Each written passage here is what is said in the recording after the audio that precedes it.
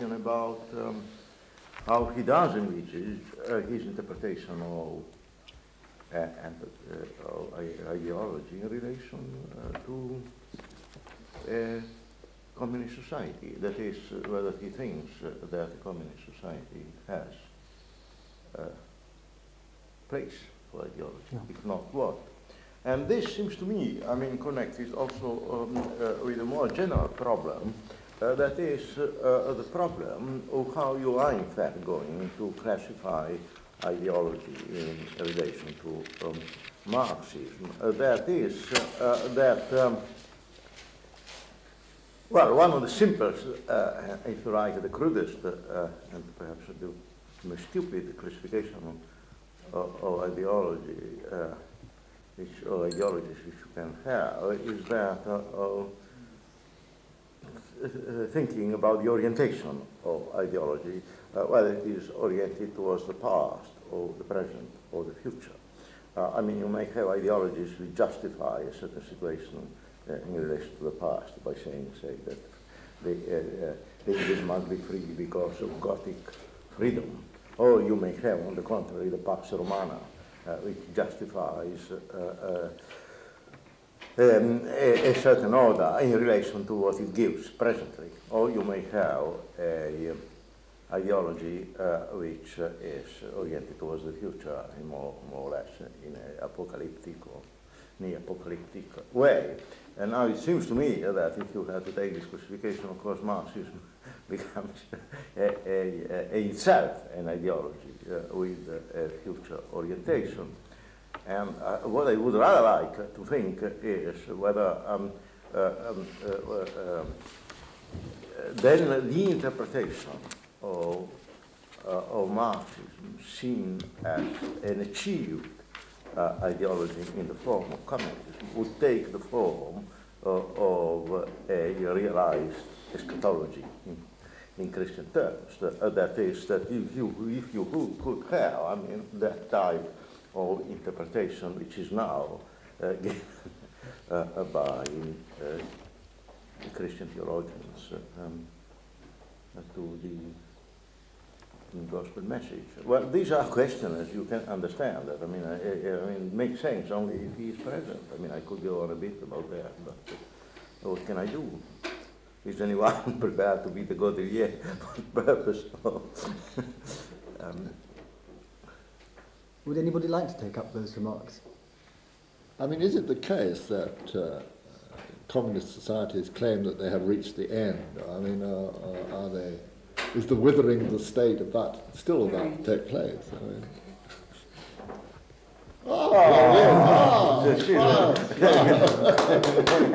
just in time for a rerun. Questions have been addressed to the case in Godellier. But what it was worse, you see, was the beginning. The provost of Kings was going to be your ghost. My ghost. Is it a Shakespearean play? Almost, yes.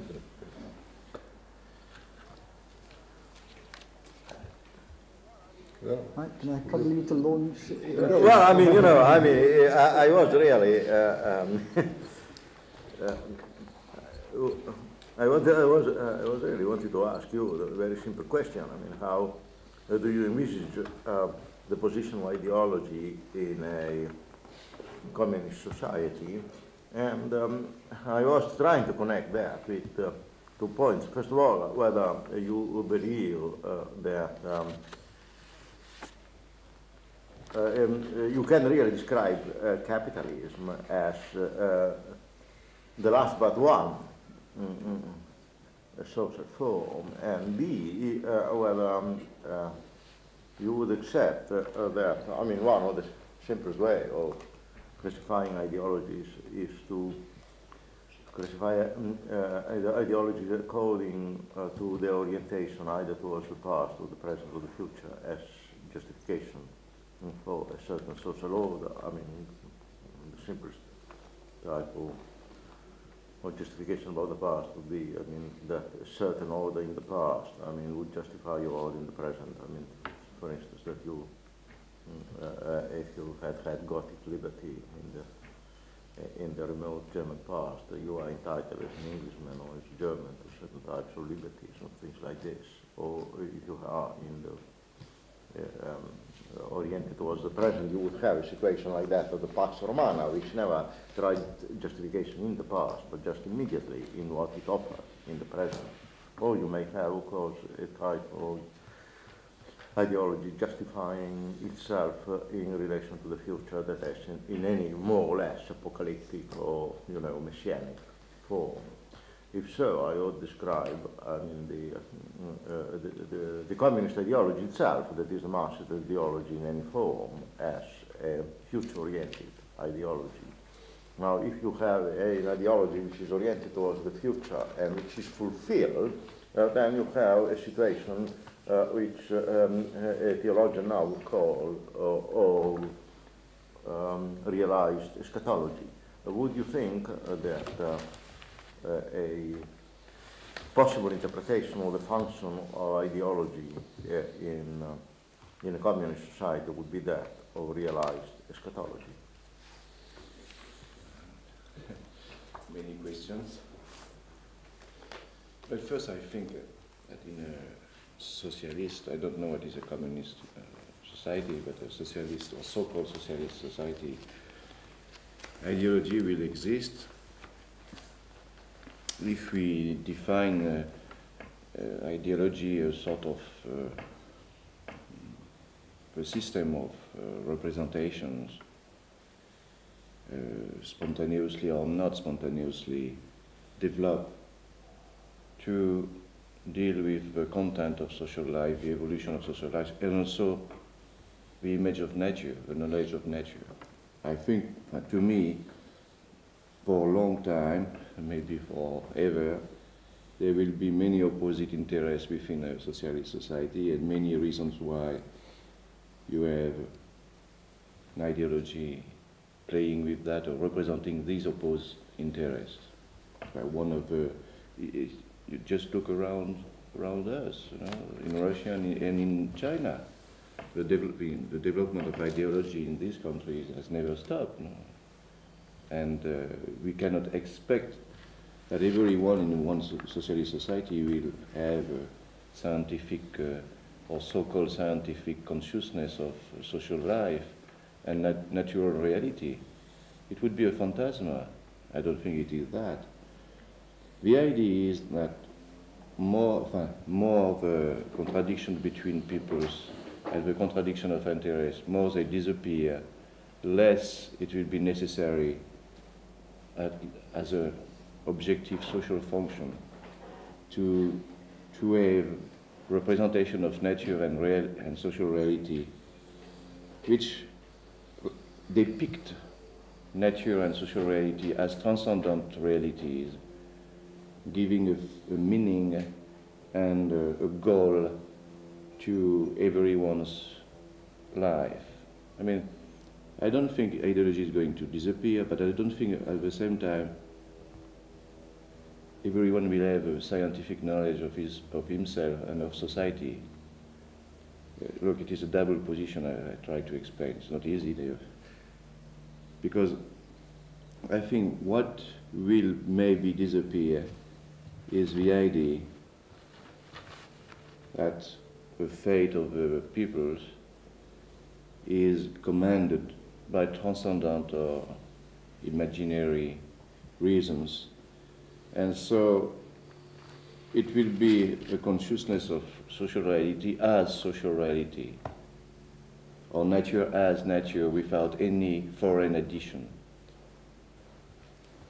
And so to me, ideology is not going to disappear. At the same time, probably the spontaneous or not spontaneous social forms of consciousness will less and less involve a representation of transcendent reasons for the reality itself, explaining the reality itself. I don't know if I am clear, because first, the idea is not simple, and also I am not quite fluent in English this morning. I don't know why, but I am that. So that is my answer to your question. Now, I did not quite understand your last question about the scatologic.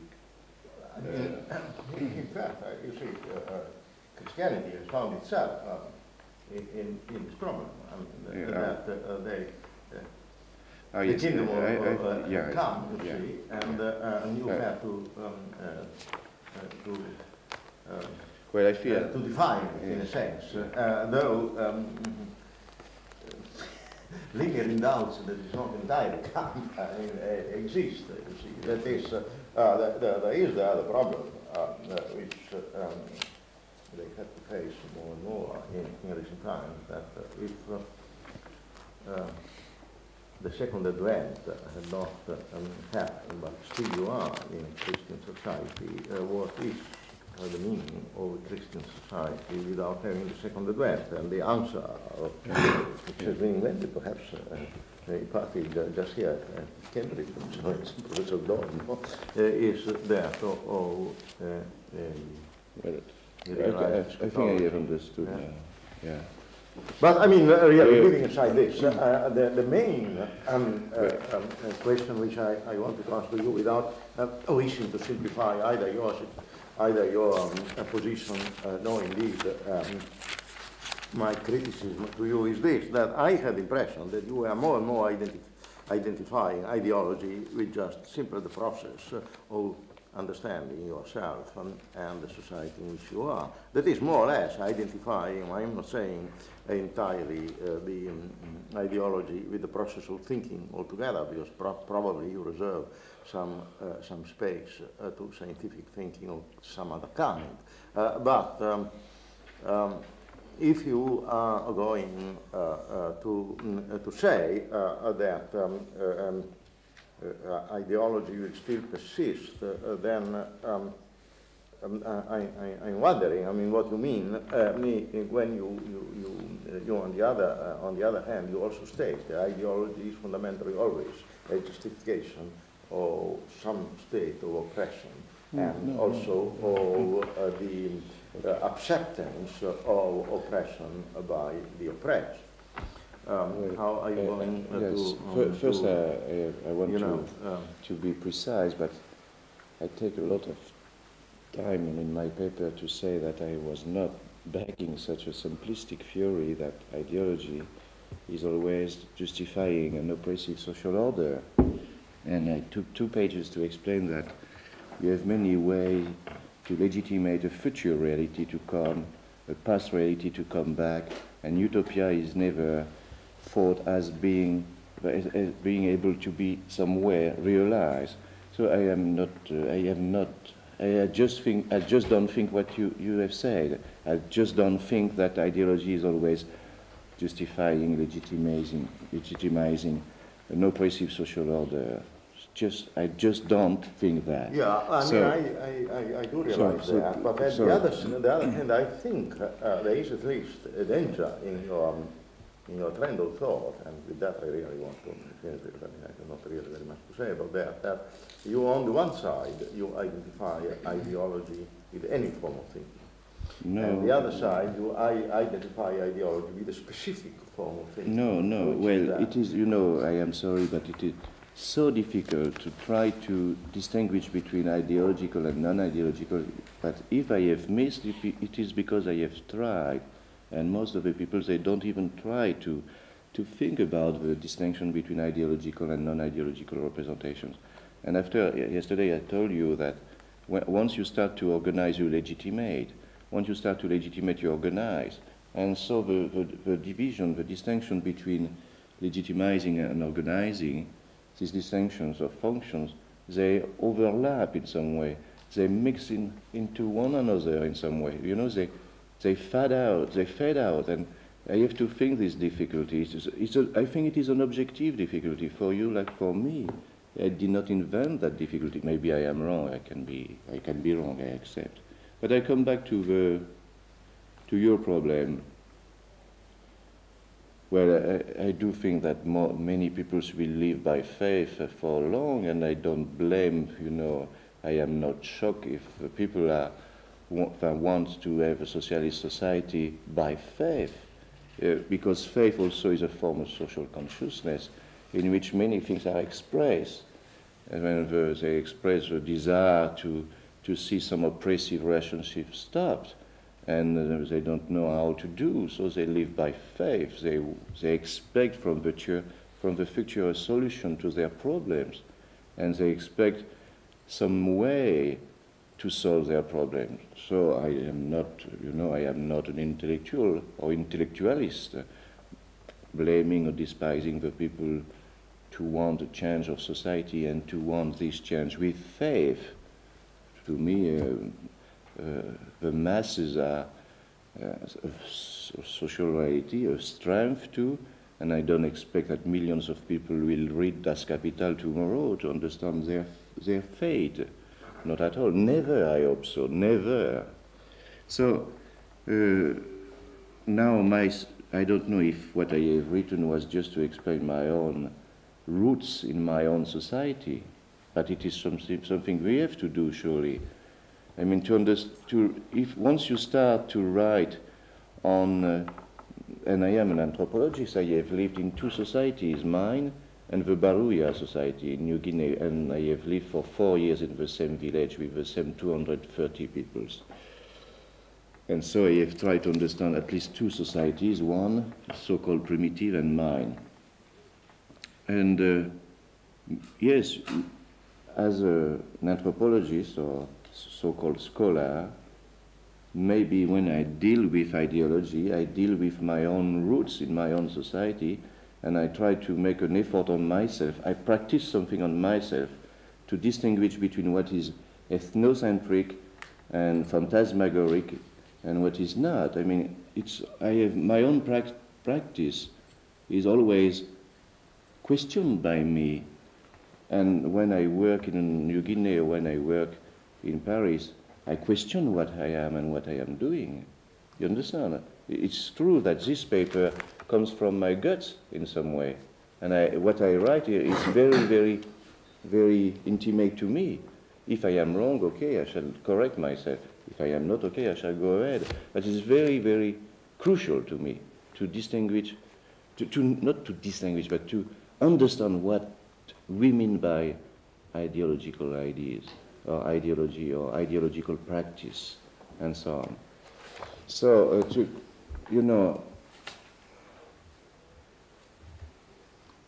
maybe I don't really think that I am just writing a paper to convince you to build up socialism, for instance, in Europe, or to, I don't know, to throw down. No, you understand? And also, what you call Marxism as a scatological view of the future, I should say, probably it is partly so, but deeply it is not in the way that I think. It is because of the very nature of the capitalist system, and not only of the capitalist system, but of the productive forces now existing, that some solutions to many contradictions which are older than the capitalist system, different from the capitalist systems, they will maybe be solved. I take the problems of relationship between male and females, men and women. Do you think the Baruya don't know about the oppression of men? But do you think there was a solution for centuries for the Baruya women to become equal to men and to reorganize the society? There was no solution. Only when the colonial system came, the idea and maybe someday the possibility of the equality of men to women became a sort of reality, the idea, and maybe someday the possibility. So as an historian and me as an anthropologist, we know that you have historical conditions, and so there are social conditions. When we say historical condition for a problem to be raised or a problem to be solved, we mean social content, social reality as a condition. And this is what I want to say. Because if a solution of the capitalist contradiction could be also a solution someday for other contradictions the capitalist has nothing to do with, like male, female, sex oppression, racist oppression, and so on, it is because we we are in a society able to provide socially the capacity to develop without oppressing. I mean, to me, the inequalities in history were a factor of development. So it is only if we can create development without oppression that you will get a solution, non-eschatologic faith, but a solution, a positive solution to these problems. Otherwise, if there are no conditions, it will be only faith and only eschatology. You are right in this sense. You know what I mean? Let's open up the discussion at this point. Joel Kahn and then Tom Bottomore. Could I ask a question which I think is related to the one you asked? And it seems to me that's something we've been sort of skirting around. And that is, again, it's the same question, the science ideology question. It seems to me that it's something I was trying to discuss in my paper, that Marxism claims to have a scientific view as opposed to an ideological one. And the way we try, I'm wondering how you would distinguish the two. In other words, on the one hand, I think I was making a negative point in the paper, trying to say that I don't think we distinguish the two in terms of reality or verifiability or something like that. So how would you make the distinction? You say you can't make a formal one, and yet you do say that, in a sense, it's if, say, the relations of production become transparent in thought, then it's no longer ideological. This rests on the idea that there's something scientific and there is a way of distinguishing the two. Yes, I say, well, there is a way of distinguishing. Marx did not write Das Kapital without reading 2,000 books from Ricardo Smith and a lot of papers, and he extracted things. He never said, it's pure ideology and I am science. That is for philosophers to play with such ideas. He said, this thing is partly right, this thing is not, and he was criticizing. So the knowledge is a process. It's not, there is no ideology and science. It's a process, a contradictory process. And you contradict yourself and you contradict others into your practice. And science is also a practice. I mean, so yesterday people were saying here, and I think it was a very good point, knowledge is a process, consciousness is a process, ideology is a form of consciousness, and you have transformation of consciousness. From this dynamic point of view, this view of knowledge and life as processes, to me, is my view. It's my own view. It is only if you take this dynamic and contradictory approach, complex one, that you will be able someday to distinguish the differences. They are moving, mobile differences between ideological knowledge and scientific knowledge, but nobody can, no one in the world can trace a line between an ideological idea and a scientific idea, except when you confront this idea with some reality and you verify in some way the evidence and the content of these ideas. I mean, there's no way in your mind to distinguish between your ideas, except if you exert your idea on reality and you confront these ideas with reality. Otherwise, how could I say to somebody the Pharaoh is not a god? How can I prove that to someone? The Pharaoh is not a god. What can I say? I have to say, look, the flood is not coming because of your God. It's because and so on and so on. And I start to give another theory to the chap. And he will understand the flood of the Nile every year. So, I don't know, you want in some way to trap yourself, and me too, in a sort of pure theory, providing you and me with criteria to distinguish between ideological and non-ideological as such. It's only in a complex process that some distinction can happen. And it's a provisory distinction too. I mean, it's just also mobile one, moving one. You know what is my answer? If I was going to give you a sort of, you know, this business of true and false ideas, I reject from the beginning. I reject to be trapped in this thing. That is for philosophers to play with truth and falseness, not for anthropologists and historians. Can I just say one thing? No, it seems to, sorry, Actually, this was the question that I wanted to raise when you talked about ideology and non-ideology and the impossibility of making a formal distinction. and the difficulty of making a distinction when one thinks about the various functions of thought. But it seems to me that you make a formal distinction at the outset by distinguishing between ideology and non-ideology, though you don't say what non-ideology is. That is a formal distinction. You're making a distinction between, in a vague sort of way, between ideological thought and something that is called non-ideological thought. And the problem that this raises for me is what non-ideological thought is, what you, in a preliminary and perhaps rather vague way, identify it with. The term non-ideology doesn't seem to me a very satisfactory one. It's like talking about, say, a non-horse, which is not very illuminating. And then when you go further, you see, I mean, when somebody yesterday asked, for instance, how you would treat or how one should treat the question of the fetishism of commodities, you then introduced terms like science and theory, because you said that somebody could be perfectly well aware of being oppressed and exploited, but without understanding the social mechanisms through which this happened, and the analysis of the commodity is a way of showing how this happens, but it is a scientific theory, or it's a theory. So what you're in effect doing, tacitly, it seems to me, all the time, is to make a distinction between ideology and science, or ideology and theory.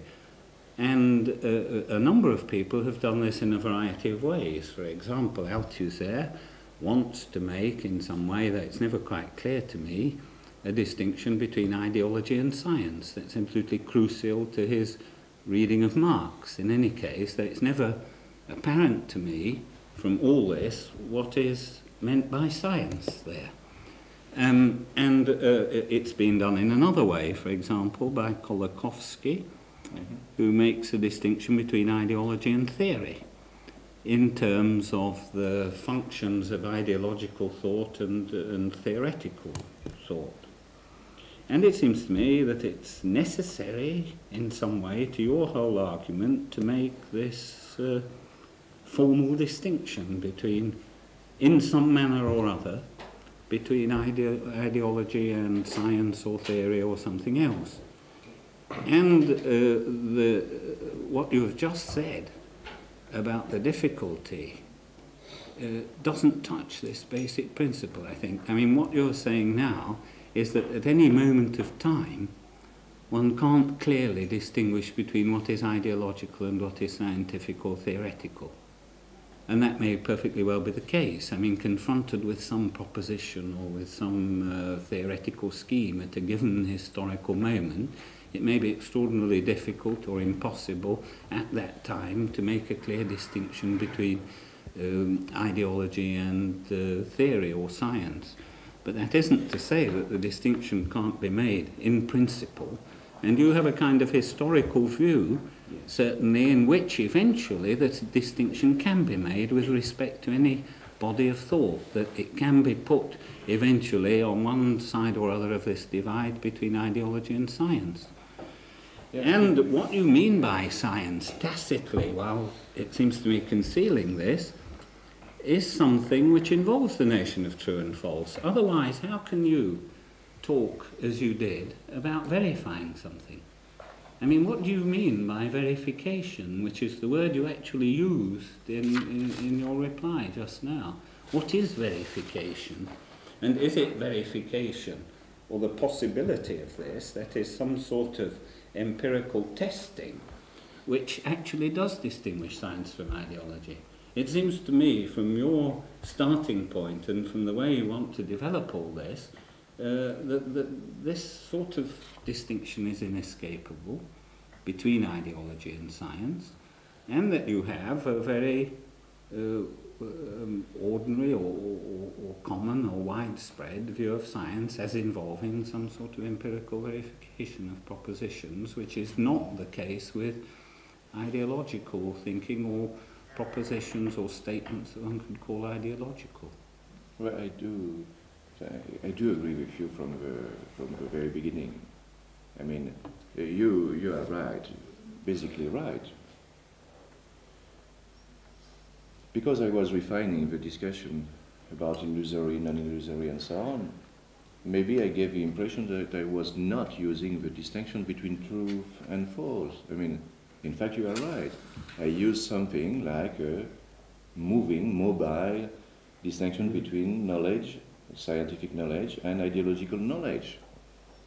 It is very true what you say. I do agree with you. It is tacit in my paper or explicit in my paper. And yesterday I dropped 2 pages or 3 pages of my paper in which I was discussing the Pharaoh. Every year he was performing a ritual to bring back the flood, and every year the waters were coming back. So that was an evidence for the peasants that he was the master of the life. But you don't forget that because of kingdom and unification of the 2 kingdoms, upper and lower kingdoms, the Nile has been controlled. And that was objective reality for us. And everyone could see that the water was coming back, but at the same time the flood was bringing silt to the lands of the peasants. And the flood was controlled by works, and works were done under the control of kingdom. So for a peasant, the evidence, because we speak of verification of ideas, the verification that the Pharaoh was a god and master of life and water he was performing the rituals. As an atheist, modern atheist, I think it is illusory activity, practice on reality, but what we know is the Nile was controlled through dams and so on, and it has been under the control of kingdom, royalty. So, I am in just the same situation as you are. I do use a distinction between ideology and science, which is a widespread distinction, a common sense distinction in our society. And I try to, because we have we take on societies a point of view, we have a point of view which is foreign to this society, and we claim to be scientists, to do scientific, objective job, to discover objective properties of social relationships. And we are not Barouillat, we are not Cachin, we are just French or English, living in the 20th century. You have to face this contradiction, to be able to understand the logic of other societies without being a member of these societies and being a member of another society. So really, I do face the most common, it is why your question was, yes, we are facing all the same contradiction, dealing with societies without being a member of these societies, historians and anthropologists. And so I have a tacit, maybe non-developed criterion of distinction between ideology and, but at the same time, once I start to use it, it raises more problems than it solves problems. It is why I have started to deal with illusory for whom, imaginary but only imaginary. There is no such thing as reality to prove, to give evidence to the Pharaoh, royalty and deity, and so on and so on. It is why I have started to go through these difficulties. But really, your point is, I do agree with you, I have an implicit, tacit distinction between science and ideology. May I seek clarification on this precise point? You make a distinction, as Bottomore said, and you concede, between ideology and non-ideology, and you're now making a distinction, or you have repeatedly made a distinction between the imaginary and the non-imaginary, non-imaginary being implicitly reality or true. No, it is not so simple. If I could crisscross the things, imaginary is false, and non-imaginary is true, it would be nice. But all right. Well, are you saying that these two distinctions, because in your present presentation you've made it almost look as if The imaginary is the ideological, and the non-imaginary is the non-ideological. Is this not correct? No, I am not like that. You know. You seem to argue this way, but no, all right. No. Well, if I have given the impression, it is my fault.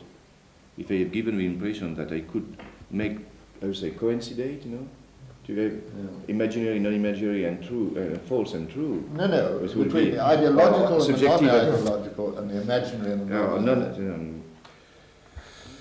At this point, I'm afraid we really ought to move on to the next part of the session, and I'll call on Keith Hopkins to make his comments. Well, it's a change of style.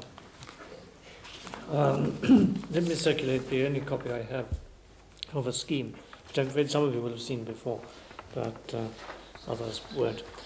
The model is a model of social change in the period of imperial expansion in the Roman Empire. The model which I'm going to present attempts to analyse the process by which the impact of conquering an empire changed the political economy of the conquering state. It deals with Italy in the last 2 centuries before Christ, centuries during which Rome expanded its empire to cover the whole of the Mediterranean basin and beyond. I've selected 7 processes whose interaction seems important. Firstly, continuous wars. Secondly, the influx of booty, taxes and slaves into Italy. Thirdly, the investment of private profits in Italian land. Fourthly, the formation of large estates. Fifth, the impoverishment of free peasants and their extrusion from their farms. Sixth, the emigration of free peasants to towns, to the army, and finally to the provinces. And finally, the growth of urban markets. Now, the model is meant, and especially the scheme, which you'll see as it goes round, like a restaurant menu, only as a guide to a complex reality. Its shape has been guided by the following arguments, which I have time to present only in a very compressed form. The Romans conquered the whole of the Mediterranean basin only by a fanatical dedication to fighting wars. It's difficult to find a single good index of this militarism. Suffice it to say that the Roman elite was permeated with a pride in its military achievement. Its histories were filled with accounts of battles, its heroes were generals. The centre of the city of Rome was packed with trophies of war. The columns of temples were hung with shields and military insignia of every kind. Political success in competitive elections depended to some extent on military reputation, and those who were elected to political office had important military assignments allocated to them by lot. Political office thus implied military competence. The highest accolade for a general's achievement was the award of a triumph. The precondition was a victory over, quotes, worthy enemies, and at least 5,000 of them killed in a single battle.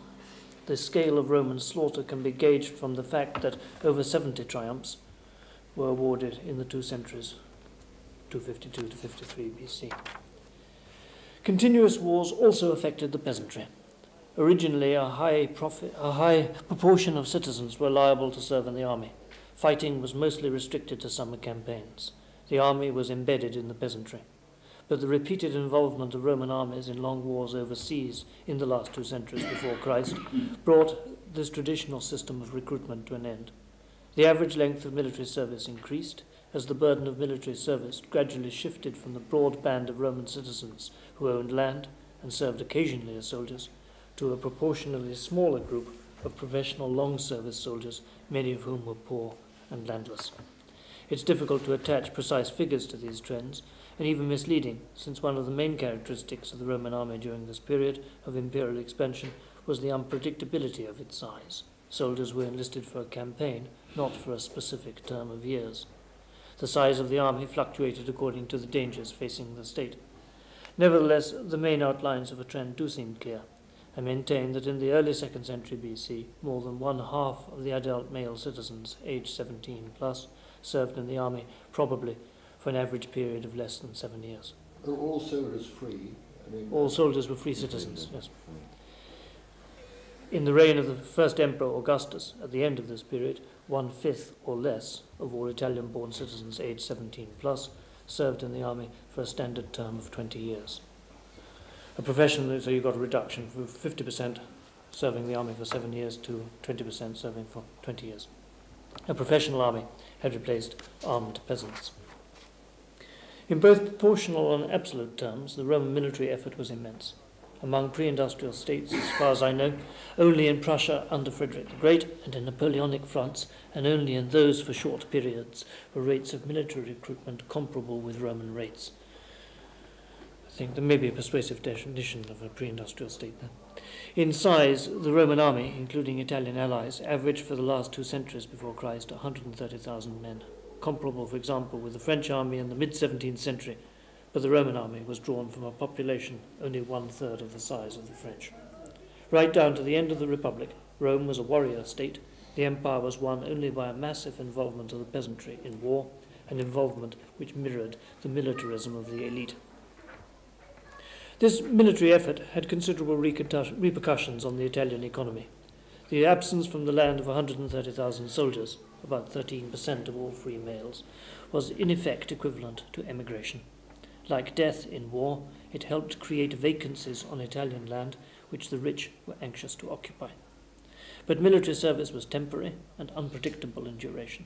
Some peasant soldiers returned after long service overseas to find that during their absence their families had fallen into debt or that their land had been sequestrated by creditors. Some politically powerful generals reacted to their soldiers' demands by securing them allocations of land, but only at the cost of uprooting still other poor peasants. Moreover, the mere liability of peasants to be called away as soldiers reduced their dependability as part tenants or sharecroppers on the farms of the rich. It made slaves more attractive as labourers than free men, was one of the factors. Thus, military service aggravated the economic hardships of the poor, while it made possible an increase in land ownership and prosperity for the elite. Roman conquests overseas created an alternative source of labour in slaves, and Roman peasant soldiers were fighting to capture their own replacements. The profits of empire, booty, treasure, taxes, and slaves, poured into Italy. The privileged benefited most. Profiting from war was at once a token and a reinforcement of high status. Throughout the last 2 centuries before Christ, the Roman rich grew steadily richer, and their style of life grew more luxuriously ostentatious. Nobles ate from silver instead of wooden platters. Their wives bought jewellery and silks for the first time. They built grand palaces. Sumptuary laws which attempted to hold expenditure down to traditional levels were repeatedly passed and repeatedly ignored. For reasons of status and tradition, Roman aristocrats and knights invested most of their new wealth in Italian land. It was not only respectable and safe, it was almost the only large-scale, long-term investment available. Poor peasants were bought out or forced off their land. Their farms were amalgamated and were worked primarily by slaves. Slavery was more efficient because the surplus produced on large farms worked by slaves was significantly greater, even when allowance had been made for maintaining slaves and the amortization of the capital cost of the slaves, than the surplus produced on the small farms, which were amalgamated to make estates for the rich. Since Roman upper classes got most of their income from land, a general increase in their wealth was necessarily accompanied by the formation of larger estates. The trouble was that both rich and poor were competing for a strictly limited resource, namely Italian land. Conflict over the ownership of land constituted a major axis of political activity throughout the last centuries of the Republic. The final solution to the conflict was interestingly simple, namely the state-assisted emigration of 200,000 citizens out of a total adult male population of 1 million to the provinces and to northern Italy, organised for the most part under Julius Caesar and Augustus at the end of our period.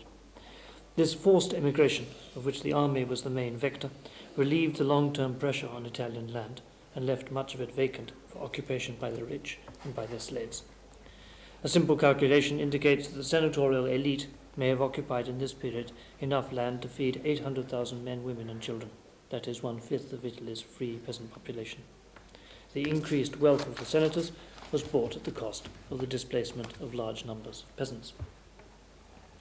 The dispossessed peasants migrated to the city of Rome and to other Italian towns where they helped constitute a new market for the surplus grown on the estates of the rich.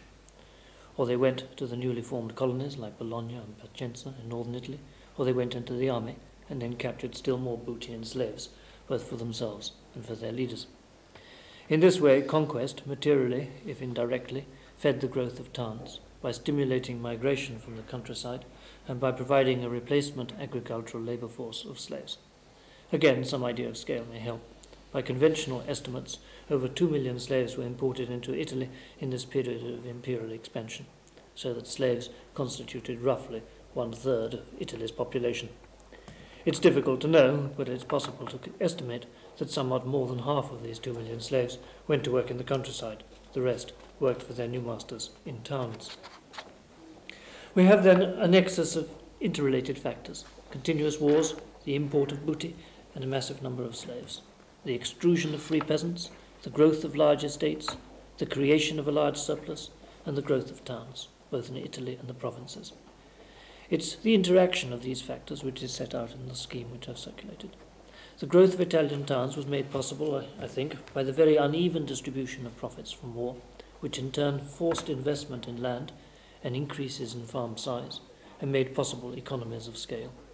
The same forces simultaneously created a new surplus, grown on farms worked by slaves, and a new market, which consisted of imported urban slaves and the former peasants who'd been extruded from their small holdings and who migrated to the city of Rome and to other Italian towns. Expenditure by the rich percolated through the economy. Nobles kept and fed slaves, built palaces, commandeered services. In short, they spent money, which by its multiplier effects gave lots of people living in the city of Rome enough, or nearly enough money, to buy food, clothing, and shelter. Without this expansion of the market and population in the city of Rome, and a similar expansion in other Italian towns, nobles' investment in agriculture would have been fruitless. The purchasing power of the urban proletariat must have often been in doubt, but its political power at Rome was strong enough to secure from state resources substantial distributions, at first of subsidized and then of free wheat. The number of recipients, that of adult male citizens resident in the city of Rome, rose to 320,000 in 46 BC, and even after substantial emigration was still 250,000 in 29 BC. These distributions of free wheat must have encouraged further migration from the countryside to the town. They also underwrote, with state funds, the capacity of the poor to purchase the surplus food grown on the estates of the rich. Money which the urban poor would have spent on wheat, they now spent on wine or oil. A third function was to hold down the cost of services provided by the free poor to the rich. The economic cost of keeping a population of close on 1 million people in the city of Rome was disguised by transferring a substantial part of the cost to the state budget. One last question seems outstanding and important. What was the significance of slavery in these developments? Slavery had 3 main economic functions. First, it secured the long-distance mobility of labour in a society in which there was no effective labour market. By defining humans as property at the disposal of their purchaser, slavery allowed conquering Romans to import an underclass of exploitable aliens. Without slaves, how could rich Romans have expressed their wealth? But slavery was not the only agent of labour mobility. In the process of conquest, slavery can be seen as the reciprocal of military movements and of colonization. Conquered slaves were brought from the provinces so that they could work for their new masters, while conquering soldiers, recruited from their farms and dispossessed of their lands by members of their own elite, eventually settled in huge numbers in colonies on the lands of the conquered. Needless to say, this switch between imported slaves and exported peasant soldiers sounds neater than it was in reality.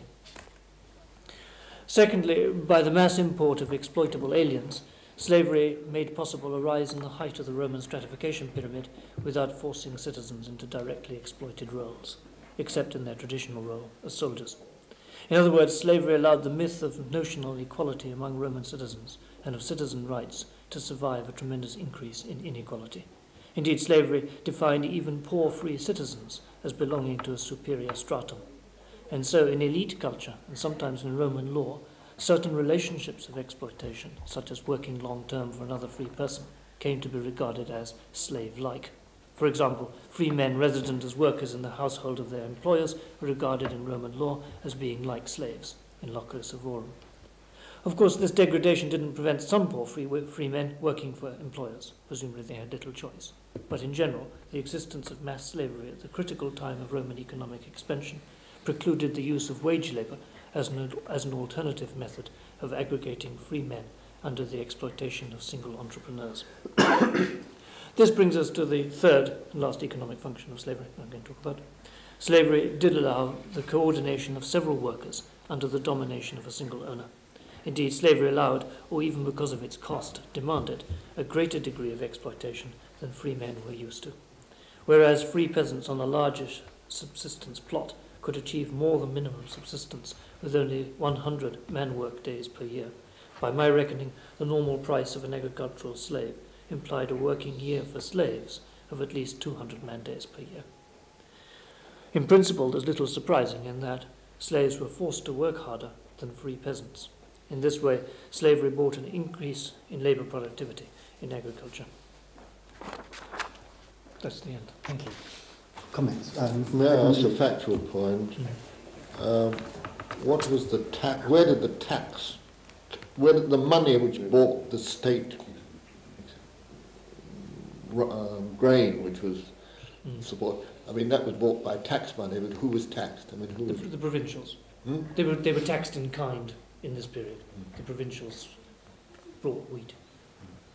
Arnaldo Momiliagno. Well, I am familiar with the scheme of Keith in the past, and I mean, this is the only reason why I intervened here, because I think he is fundamentally right. But what I wanted to ask is, in a sense, what his scheme has already suggested to me in the past, that is whether one should not have to complicate his remarks by at least two other factors, which seem to me to play more part in what had happened. Perhaps he would allow, or at least I mean, one is that in a sense there is this emigration, or somehow, I mean, elimination of free people and introduction, of course, of slaves instead. But there is also the other fact that there is a very great deal of immigration of free people from Celtic lands into Italy, from Celtic lands into Italy. There is a very great deal of immigration, which of course the attack on Rome by the Gauls in 390 is only the most obvious thing. But I mean, for 3 centuries, between the 5th century BC to the 2nd, yes, I mean, roughly, I think we can say that. I mean, already at the time it was petering out, but there is a very great deal of immigration of people from Celtic lands down into Italy. The second point is that there is a transformation, partly under Roman impact and partly, I mean, concurrently with it, I could not specify more in general terms, a reorganization of the tribal life in Italy, especially in the part of Italy which is not directly controlled by the Romans, but is under Roman influence because of alliances with Rome. That is, you have southern Italy in the non-Greek part becoming more and more an urbanized thing and transforming the organization. Now there are these two elements which rather puzzle me in a sense. It is what is the impact of all these people who come from beyond the Alps, occupy the most fertile territories of northern Italy. I mean, the Romans try to eliminate them, and to a certain extent they massacre them, but they can't, I mean, really do enough about them. I mean, there still remain a tremendous amount of people who are there, have been settling there in the 4th, even in the 3rd century BC, which are not eliminated. And then there is this very wide transformation and urbanization on the south, which is in indirect relation to the Roman rule, but it's not quite simply like that. The two things that I wanted to ask just immediately, what you are doing with that. There are certain other implications about that, which may come later, but I wonder whether you would care to comment on this. You're talking essentially about sort of uncontrolled migration, is it? I mean, Well, either military migration, you see, which is just people who are coming and occupy the territory. I mean, to the I mean, in 225, there's still one of the biggest battles. I mean, between Celts and Romans, the Battle of Telamon. I mean, a lot of people, of course, killed and murdered in that sort of thing. The Roman prevails on the Celt together, but they do not eliminate. I mean, the Normans want. I mean, the northern Italy and I mean, more than northern Italy. I mean, part of central Italy remain Celtic to nowadays. Yes, well, in terms of the model, of course, the immigration of free barbarians can be easily assimilated as being functionally equivalent to the immigration of slaves. But I suppose the substantive point that's important is that in this period the definition of Italy changes radically.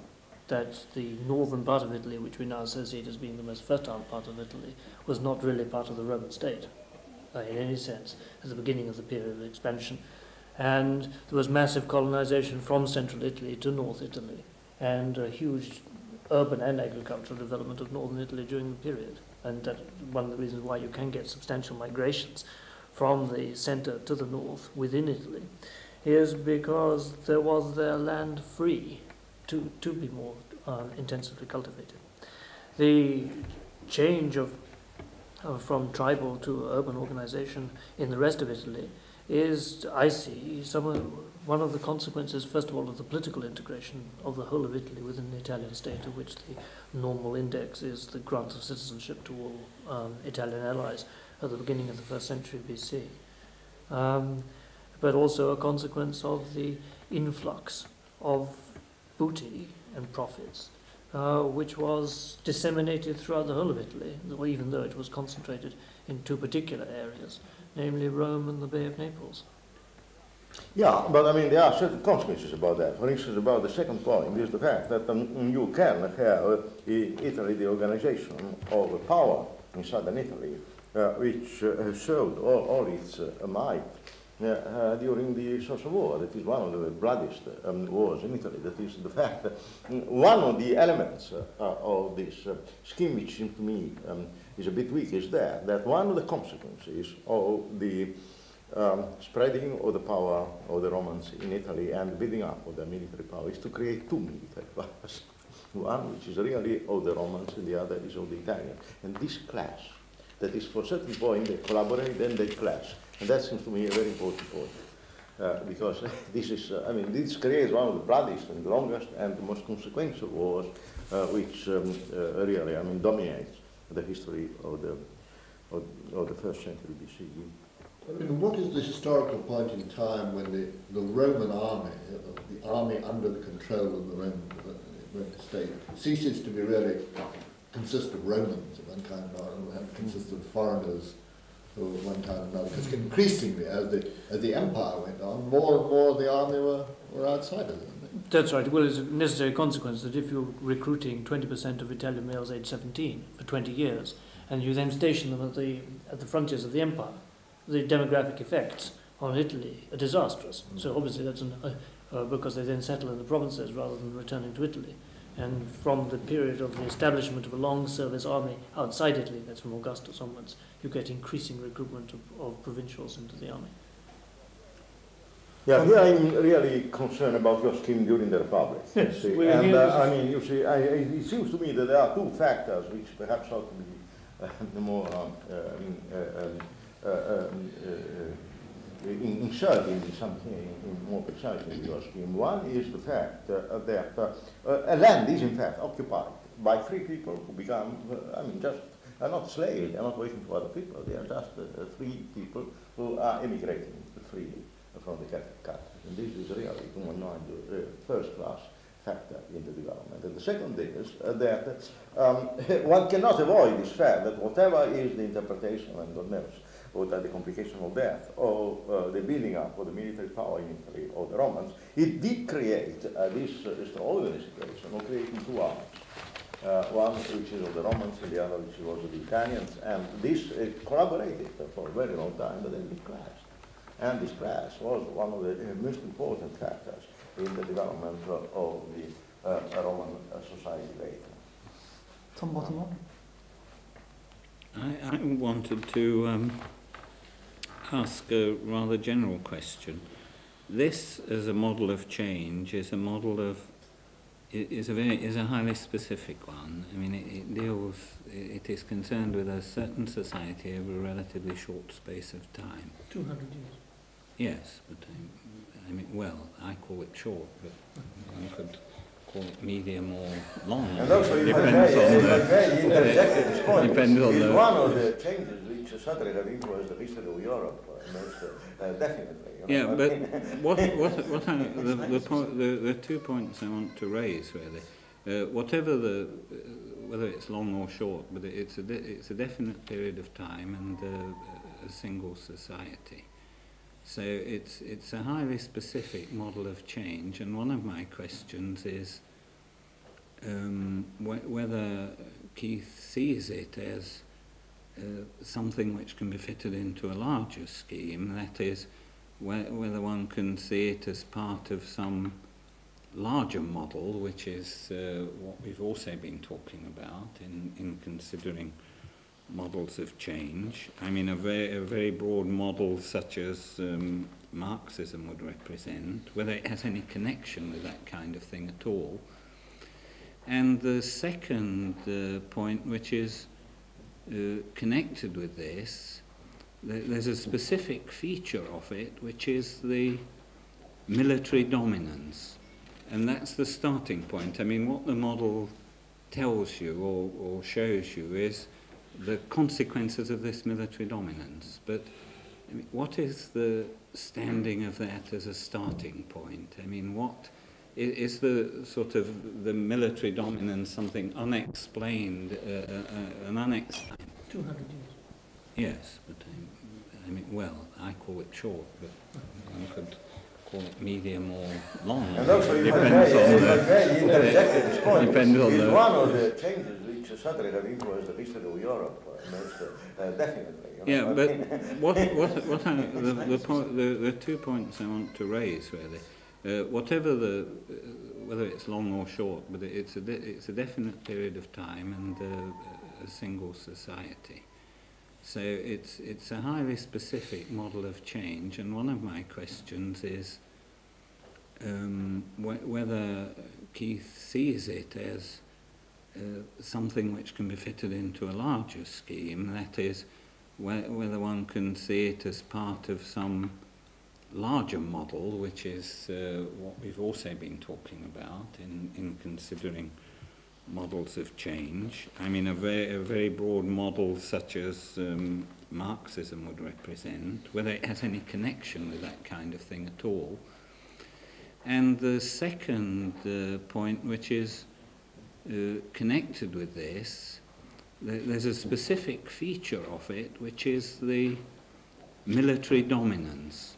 And that's the starting point. I mean, what the model tells you or shows you is the consequences of this military dominance. But I mean, what is the standing of that as a starting point? I mean, what is the sort of the military dominance something unexplained, an unexplained prime mover?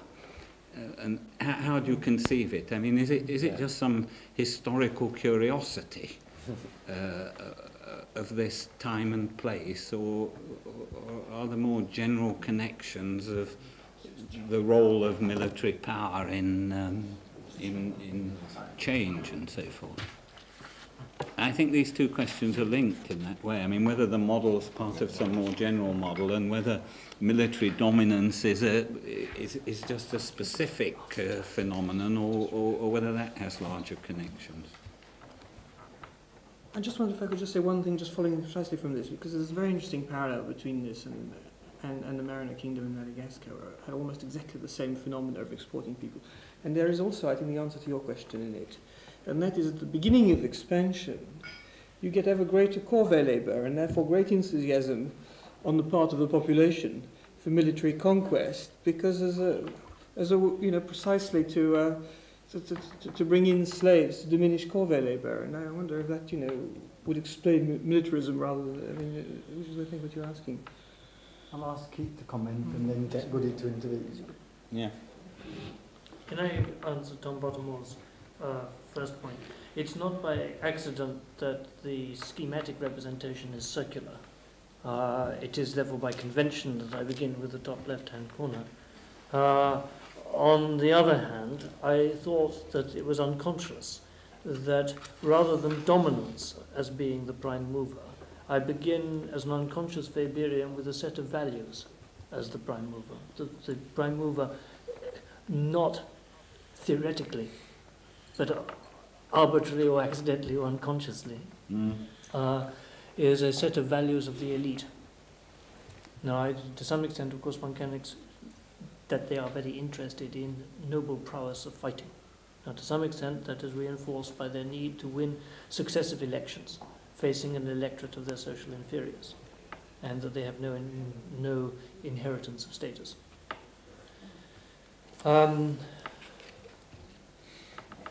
Now, as to whether this model implies a larger model, I suppose my tradition coming from history is to say, well, Rome is what I know about, and the other societies are what I don't know about, and therefore I don't mind and certainly don't know if the model is transposable. On the other hand, of course, there is some easy, at least superficial, comparability with the processes in the agricultural revolution in England. I mean, you can point out certain similarities in the process. But I wouldn't think that the plausibility of this model, which is anyhow a partial perception of change, would in any sense depend upon the elaboration of those parallels. That's if I may, at this point, simply, I mean, the interesting point about your scheme is that it does illuminate the problem of the origin of a slave-owning society, and it does, in a sense, present the element of either criticism or confirmation for transition with so-called military democracy to a state-owning society, I mean, in Hegelian terms. Well, that's...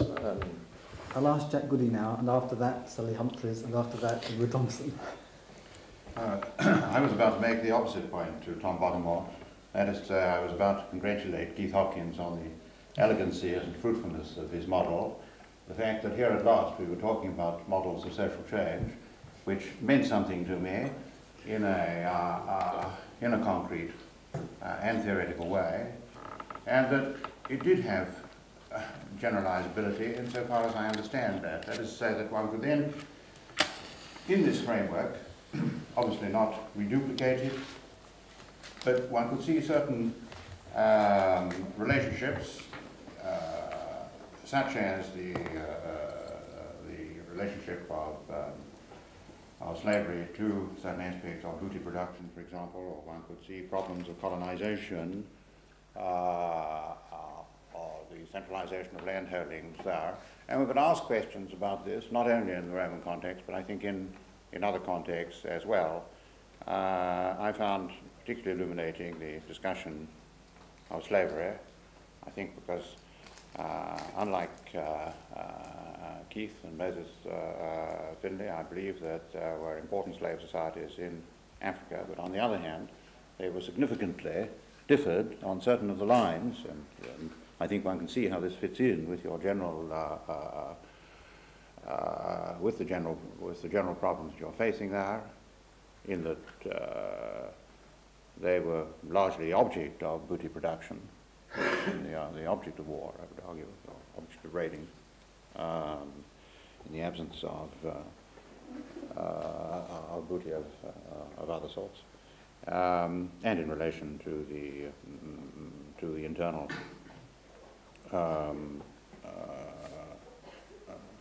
labour processes, and that one can actually see problems here which are capable of discussion in other social contexts, quite apart from the one that Maurice Bloch referred to. So it seems to me that there is a great value in talking about these, and that it's not limited to a particular society, but does raise problems of wide interest. Until the only point that I would disagree with you was in your answer to the question and where you're placed primacy on values there, because I don't understand what you're meaning there in that Weberian comment. I mean, where do the values come from? I mean, these elite values didn't sort of... Yeah, it puts the problem 1 point on the back. Yeah, I mean, it's not... dominance of military values, because it's... Yes. It's so easy to explain, I mean, in terms of what you want. I mean, everybody wants to be soldiers. I mean, if you have an expanding state, it has to rely on harder work on the part of everybody, quite intense. Yes. And I mean, you can actually see it in Madagascar, the growth of this sort of values, both by the elite and by everybody else, because they don't want to do more corvée labor, and therefore they want to be soldiers, so they can be slaves to do this sudden increase in labor, which goes with the state. So that's explained even by your models. I didn't mean that the setting up of triumphs and all this kind of military ethic wasn't a sort of essential feature of it, but it was just when you came to the end there in your sets of causal sequences that I was a little unhappy about. It's ideology. Sally?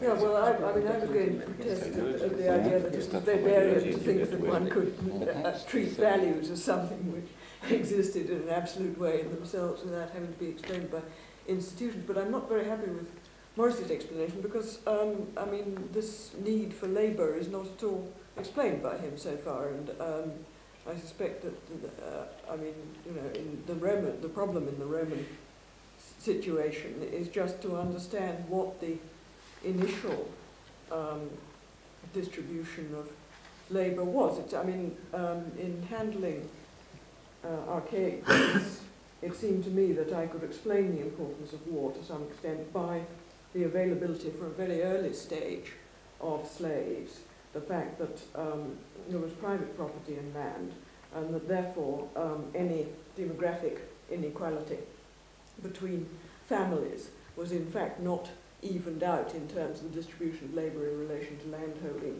by some form of employment of people from prolific families by landowners and less prolific families, but was in fact handled by the import of slaves by people who were short of labour, which necessitated some form of temporary or permanent export of free labour, which took the form of colonisation or military expeditions. But I'm not sure that we've got enough evidence for the slavery being important in Roman society from an early period to use that model there, and therefore I'm a bit worried about how one explains Roman militarism.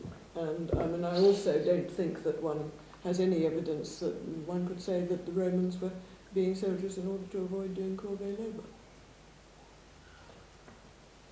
Can I ask you to hold off your comments until I ask you, Edmund Thompson? Well, the change of scene, you mean? No, I'm sorry, I thought you were... on this, sorry, yeah, on this. Well, I just wanted to make this similar point about the Weberian attribution. That when you said prime mover, I wondered whether you really meant prime mover or the point at which you had decided to enter a circle. That this was the primacy at that point, because by mover, you would have to say that then the sequence conformed to, as it were, the will or attribution of the prime values at which you, whereas in fact you show a sequence of involuntary or determined causations which result in consequences quite at odds with the aspirations of the military elite. So you can't say that the prime mover are the values of the military elite who are destroyed by something else is determining that sequence rather than the values which underlie the particular point of entry. Well, I should have started with my first statement that the arguments are quite clearly circular and were intended to be. However, it did strike me that the top left-hand corner wasn't there accidentally. No. I thought it might either be my reflection of the elite prejudice of the sources, or the convention by which one does start from the top of the society, or a real estimate by which the top is really the top and to some extent more important, question mark. But there is this tendency among sociologists, which I think I also reflect, that the values of the elite are to some extent one way of getting in, and they're very visible. And But to say that that is the first cause which needs not to be explained, which doesn't need to be explained, is certainly not a position that I would in any sense seek to defend. Nor should I have attributed it to Bacon. May I make this point that, because part of the argument depends on taking certain category words like slavery and assuming that part of the argument, not your argument, but the argument, the generalizing argument, assumes that slavery is a transferable category, as it were, across the world. It seems to me provoked by Sir Humphreys' intervention. After all, if you move much further east to some Middle Eastern countries at a much earlier date, the same kind of game proceeded, but in which it wasn't a question of capturing individual slaves, but of conducting warfare, which you then imported entire populations in order to provide labour for the land. But then this imported population was to some extent autonomous. I mean, this is how I interpret the Bible, if you like, but I mean the whole complex of the Middle. But this was a pattern which developed much, much later on in Asia, where the whole context, for example, of the Burma kingdom in the 17th and 18th century was that the Burma king and the Siamese also, they raided their neighbors and imported not slaves as such, as individual slaves, but whole communities of slaves who were then dumped down in highly fertile land and told to get on with it. And they ran their own show. I mean, they retained their own religion and their own administration and so on. They just were cultivating land which previously was uncultivated, and they were paying taxes to the king. Now this was the Middle Eastern context. It's very similar to this game. I mean, but the difference is that instead of having individual slaves who are purchased in the market and then work for masters in the city, you have a whole community of chaps who are in a slave relationship to the king. But this is a variation on the idea.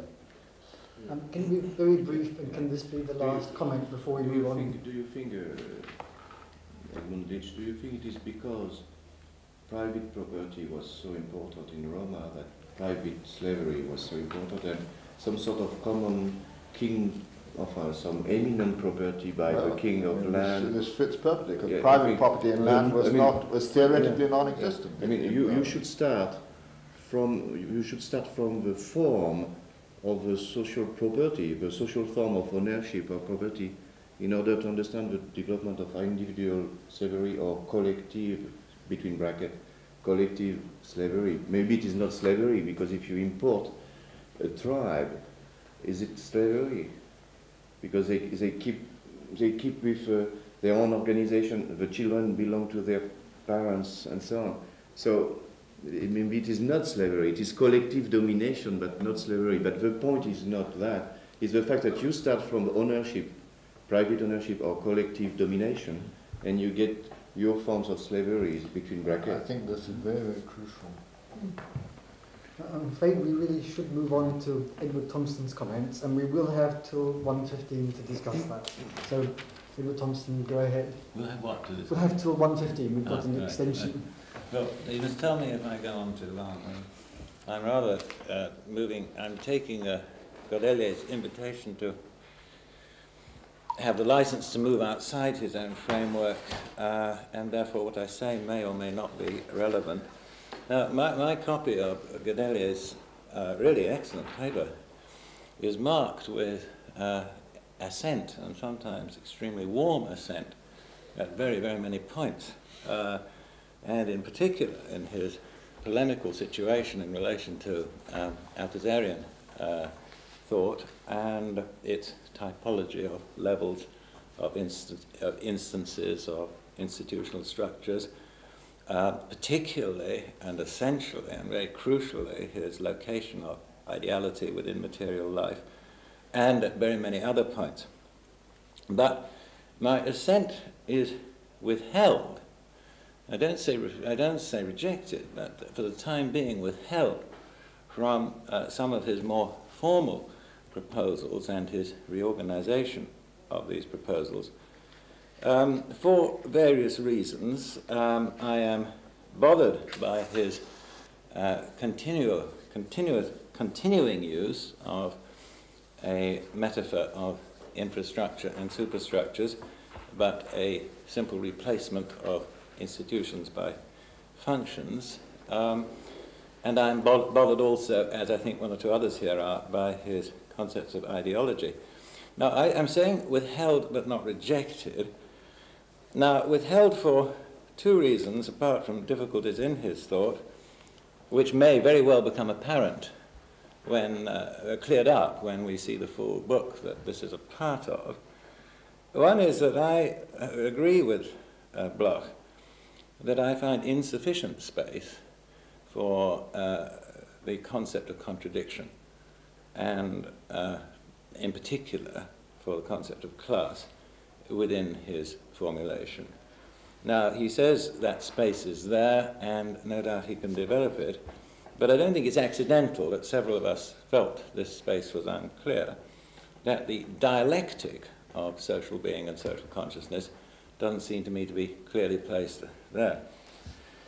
Now, the second difficulty, and this takes me outside this framework, is the difficulty of an old dog to learn new tricks. I introduced myself partly as jest to Gellner's annoyance as a Marxist empiricist. This was partly a joke. I have written about this in various places. I'm talking about a specific British Marxist tradition, very notably in historiography, which has worked within an empirical mode, which is very distinct from empiricism. That is, it has worked within an educational and intellectual tradition in England, and in some sense subdued itself to this empirical mode. And this is quite an old and long-standing tradition in Marxist historiography. I mean, Godelier says we have no good Marxist books on religion, yet the central problem, which has been confronted by one of the major Marxist historians in Britain, Christopher Hill, has been precisely religion. Puritanism has been at the very center of his very formidable historical practice, which has transformed very many areas of historical consciousness in the past 30 years. The first person who had a profound influence historiography upon me. Now, I can't speak for this tradition, although some are people, say Hilton or Hill, or in some ways Maurice Dobb, people with whom I had been associated, and I take my own, as you do, my own idiosyncratic positions. But I think two things ought to be said about this tradition. One is that if you examine its productions, there is very little concern with the typology of infrastructure and superstructures in it, but very much concern with the mode of production and productive relationship, with the location of contradiction within societies, with the concept of class, and in modern historiography very much with culture and both material and culture forming processes from below, as well as dominance from above. And this is true of 17th, 18th, 19th century British Marxist historiography. In a certain sense, I felt that Keith Hopkins also was working within a tradition which was very recognizably close. I don't want to close this as a Marxist tradition. Marxism and other areas we have very much in common. The second thing to say about it is that it is, being within the empirical mode, has been insufficiently self-conscious about its own conceptualization, and therefore has, I think, often led to the illusion that it hasn't had its conceptualization. Now, there are various historical reasons for this. One was that it developed originally within Stalinist forms in which intense debates never surfaced and could never surface. We had these debates, which were highly conceptual. They were concerned with all these questions like relative autonomy and so on. which is where we started from 20 and 30 years ago. And then it showed itself as a practice. So that my problem with Godelier is that I reach some, in very important areas, similar conclusions to him, but I've reached them by a different road, and therefore it's very difficult immediately to give a sense to another road, another way of doing it. Now, in my own case, this includes a quite specific refusal, now 20 years old, and repeated in many points of my work. But there's no reason why people should know these, because often it appeared in rather obscure periodicals like the Socialist Register, of the concept of infrastructure and superstructure. It is, in my view, a metaphor which cannot be reformed, which is radically corrupt, which carries within it tendencies towards dualism, both ideal, material dualism, tendencies towards the building of unreal hierarchies, tendencies towards the divorce of ideas and norms from material being, and so on. And the most elaborate sophistication seemed to me always to return to the same problems. Now, whether Godelier has at last found a way of escaping this, I don't know. I want to study his work. This doesn't entail a refusal of the dialectic of social being and social consciousness, or of what I try to describe as culture and not culture, and to define not culture is very difficult. The metaphor of basis and superstructure is, I think, an unsatisfactory one. It's not, of course, the only one which Marx uses. It's not one which Marx uses very often. He uses it critically in the introduction to Critique of Political Economy. He uses some extremely interesting alternative metaphors. For example, in the Grundrisse, I haven't brought it here, but it's very familiar to us all, this extraordinary and scientifically inaccurate metaphor about specific gravity. The mode of production gives us the, a special ether, which in the colours, in which the colours of all social relations are bathed according to a specific mode of production. A very different type of metaphor which he's using there, which, despite its scientific inaccuracies, is one that is more germane to my way of seeing things.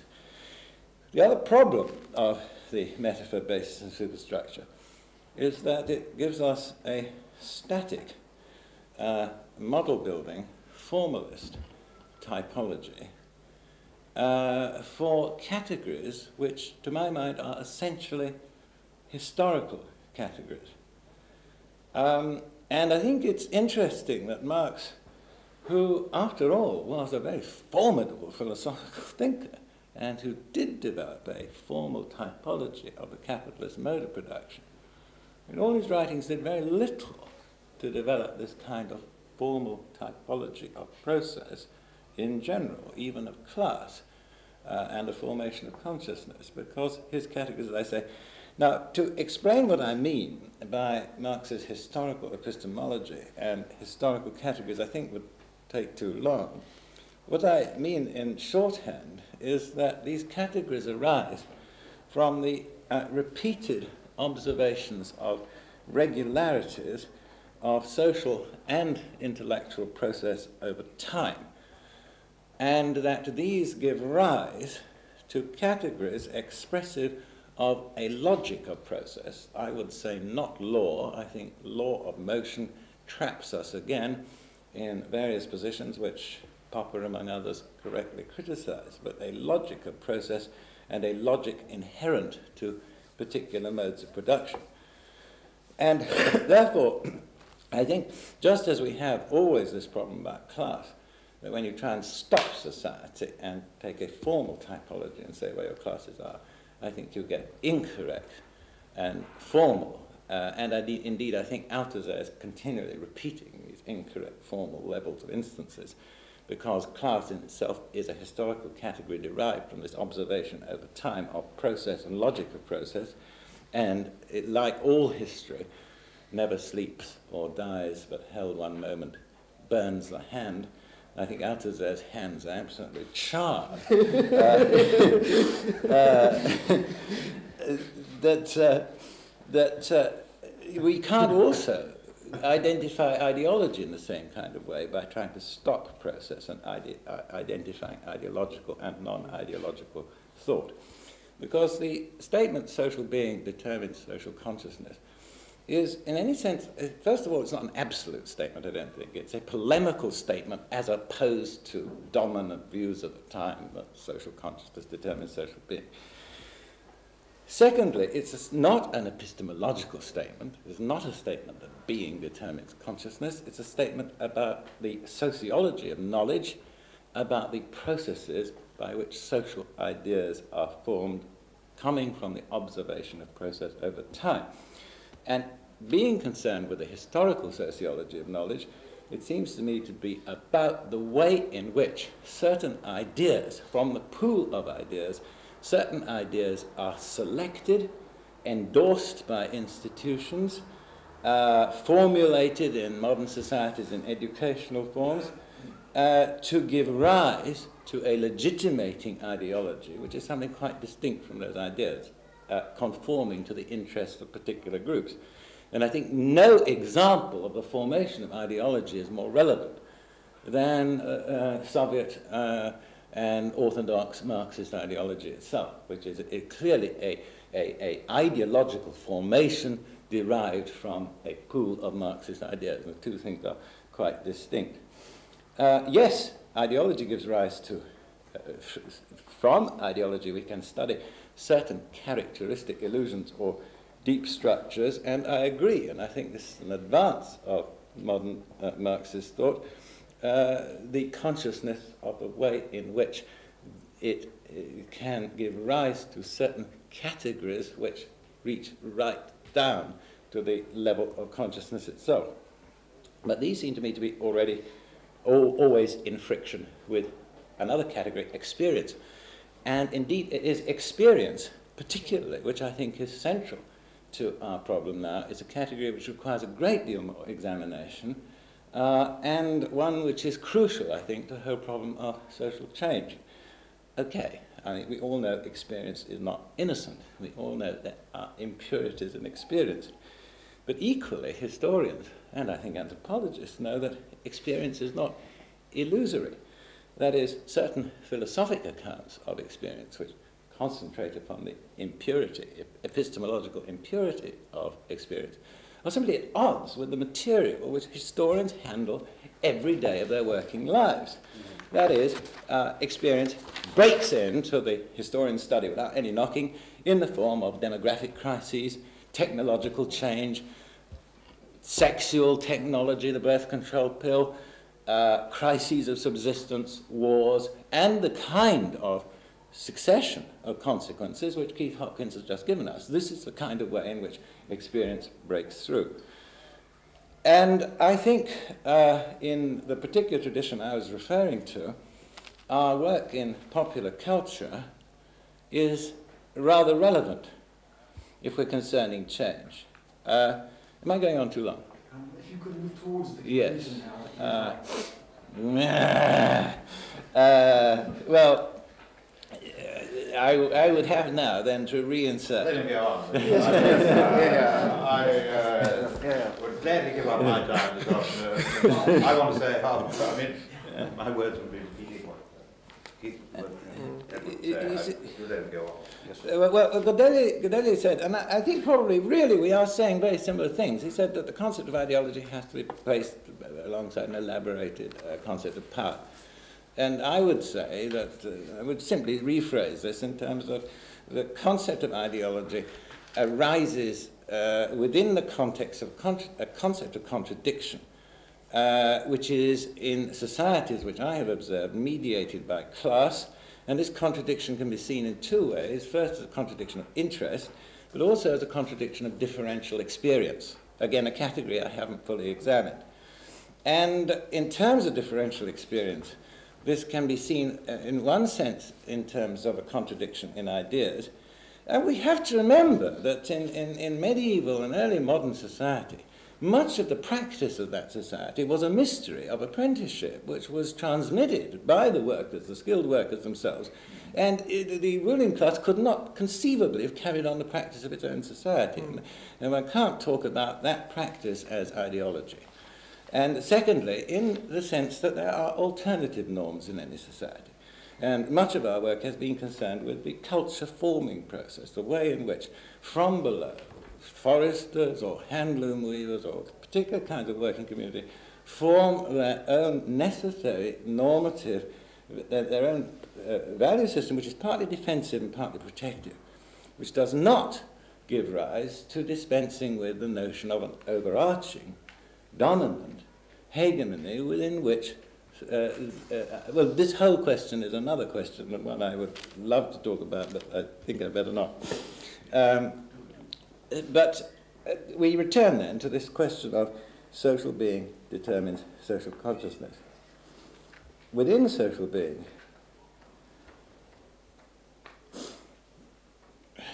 we have then to define the involuntary, compulsive, and received, including ideation and norms, components of material life. Social consciousness is how men handle this received experience in cultural ways.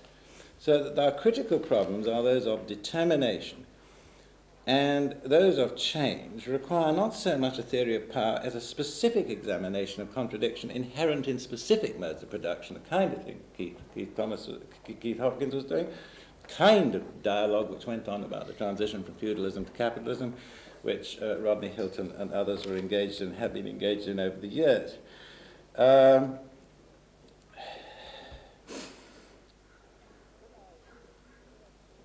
Could I perhaps just jump to a final comment, which is about this question of the question which I think that Godelier very importantly placed before us, this question of the reciprocity of relations in a system of domination. Now, this is a thing which I have been for some time studying, particularly in relation to 18th century society. In one sense, you can see this in a dichotomy, in a friction between law on the one hand and custom on the other hand. Domination is never absolute. But given a certain equilibrium of classes, one can see, and this was a very long equilibrium in British society from late 17th to the early 19th century, you can see, in fact, a society functioning with stability, reproducing itself, not without conflict, but with particular modes and institutional devices and means of handling and resolving conflict.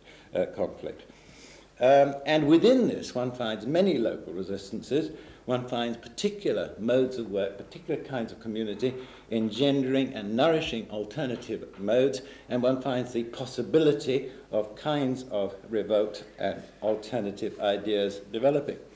This overarching domination is, if you like, the common sense of a society, given the ruling relations of that society, which is accepted as part of the daily experience of people as how to get through their life with the minimum of trouble. They can't get through life without it. But implicit in the notion of reciprocity, in any society I've studied, is that to maintain their legitimation, the rulers must not only seem to, but be actually seen to perform certain functions. And they are to that degree, I think, actually prisoners of the rule. Not absolute prisoners, but in the sense that unless they perform those functions, their legitimacy will be challenged. And in the 18th century, one sees this continually, particularly in a crucial relation in the bargaining over prices, the food riot. This is true also of France, in which the legitimacy of the rulers depends upon their handling this very critical moment in social experience, shortage of food, danger of a subsistence crisis, and their manifest ways of appearing to intervene and of actually intervening with the sanction of riot imposed from below. So that here you have an equilibrium in which both parties are, in fact, in a kind of reciprocal relation, although one is dominating and one is dominated.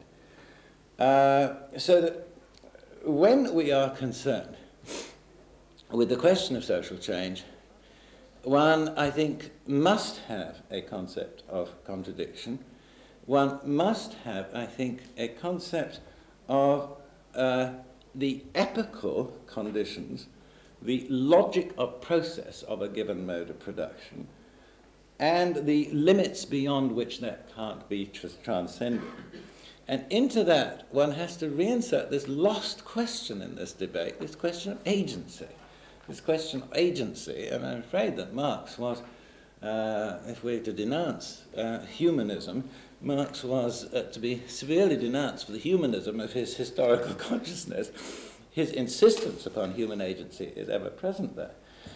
And we have then to examine once more the whole notion and the actual term, determination. Are we meaning, when we say determination within a given mode of production, that there are certain limits which cannot be transcended within that mode of production, that there are certain possibilities which may be immense within that mode of production, but beyond that, there are other possibilities which are absolutely rejected, that a logical process is involuntary within that logical process, but within that logical process, many alternatives may be possible? Is that what we're saying? Or by determined, are we saying something much more deterministic? Now, I tend to take the first position, although I think what Brodel describes as material life in its determining force is more absolute than the mode of production. That is, I think there are geological, demographic determinations which are more absolute than the determinations of a mode of production, whose determinations are those of logic of process and epical limits which can't be transcended. Agency exists within those determinations, and then if you were to ask how you transcend those determinations, you have to turn to the essential notion of contradiction and where that contradiction reaches a point that equilibrium can no longer be reconciled within that society. I'm sorry to go on so long. Thank you. Ms. Goody. So just 3 points. I am perfectly aware that the paper I have given you lacks something, and it lacks something about contradiction. And I'm sorry, but I have written another paper on class, as I told you yesterday. So I don't think I am guilty to have missed the problem of contradiction and class. I am just guilty to have not sent you a third paper, a second paper, and it would have balanced more of a discussion because probably I have given the impression that I was forgetting origin and nature of contradictions and nature of social classes and oppositions. But you can see from my paper how it is constructed that I have done the same move as Thompson's, because I say the answer is when we build up a theory of power and foundation of power.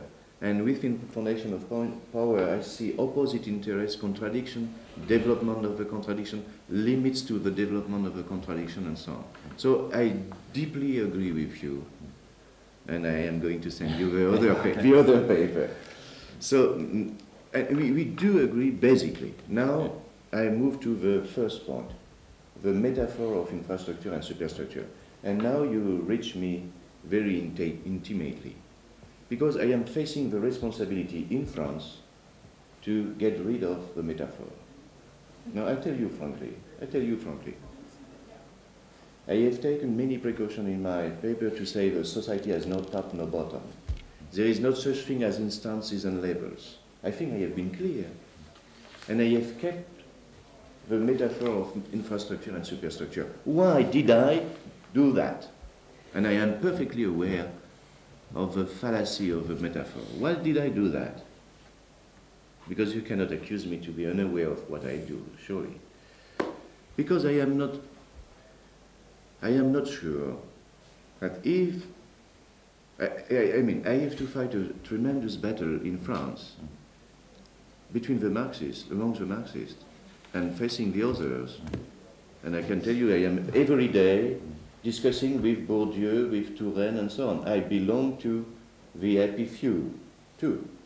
I mean, if I get rid of that publicly, tomorrow there will be no discussion about an hierarchy of causalities. When I say it is an hierarchy of function, it's not a hierarchy of institutional levels. If I get rid of the metaphor, I am just afraid of people so pleased with no hierarchy of causes at all, and we shall fall swimming in the more dreadful empiricism that I know in France. No causality, everybody can write a book, any kind of book. I don't want to be I don't want to be responsible for even a part of that. It is a responsibility, a scientific, and I should say, political responsibility. I am quite ready to get rid of a metaphor. It's a metaphor. It's a bad one. It cannot be reformed. And your expression, it cannot be reformed. And I am aware of that. It's a static, formalist typology. And I see every day, among my best friends, the dreadful effect of Althusser and so on. Every day. It's a plague in France. It's a plague. Most of my students, they use the metaphor to write a book on the Eskimos in 2 weeks' time. No. So I am an empirical Marxist too. And it was very difficult for me, coming from French philosophy and you know my background, to really not fall into the traps, to not be lured by Althusser and so on. Never. You know? So your question is perfect. It's a metaphor. It's a bad one. It cannot be reformed. But if we get rid of it, are we not going to get rid of an idea of causality? The question I have asked to Ernest Gellner yesterday, if there is an hierarchy of causalities in order to understand functioning of a society as a process, if I get rid of the metaphor, tomorrow people they say there is no hierarchy of anything, everything, and we can start from anywhere to understand reality. And you have seen, if you start from a prime mover, which is an idea or an ideology of values, immediately it is not enough. There is no such thing as one point of departure. So there are many points of departure hierarchized. And it is that sort of relation between many points of departure, many causalities, that we have to understand. So it's what I say.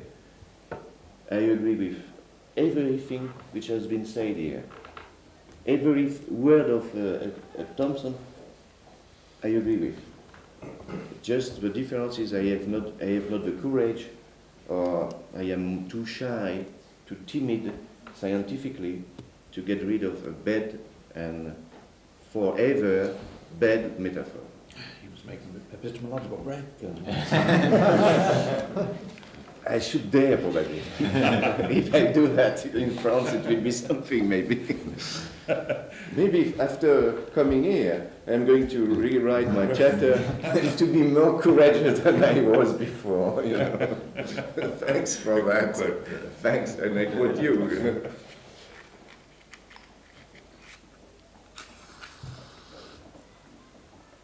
Ernest Gellner. Mr. Chairman, my apologies incidentally for the dreadful lateness, but I both missed the coupure in the time sequence. We all did. And on top of that, it was left. My apologies. Keep Hopkins. On this thing, I was, of course, enormously impressed by Edward Thompson's exposition and de profundis, so to speak, and the cheap jibe about make up your mind about whether you're going to be empiricist or Marxist, obviously turned upon me.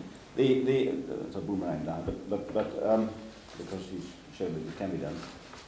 But the thing of substance which interests me is his and Maurice Godelier's doubts about the hierarchy of causes, and I find myself ironically in the position of defending it.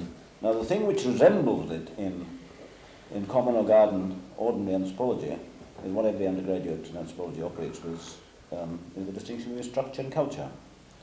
Now, I would, it has all the difficulties, minus, I mean, but at the same time, it doesn't contain in itself any suggestion of primacy. It's a categorization. Incidentally, in this connection, Edward Thompson said yesterday, with a slightly critical spirit, implied that ex cathedra classified all causes as either to do with production or with coercion or the ideology. And how the devil do I know? Well, the answer is how do I know is simply because it's a simple matter of taxonomy. I use these classifications as exhaustive. It isn't, I'm not making any claim about the world, that the world is, that there are no forces other than these. These are simply three pigeonholes which are so arranged that everything which arrives goes into one. Similarly, it seems to me culture and structure are a similar kind of pigeonhole, and I've been kill similar kind of pigeonholes, minus any theory that structure is necessarily the base, and the other thing is an echo which occasionally is allowed to have a counter effect.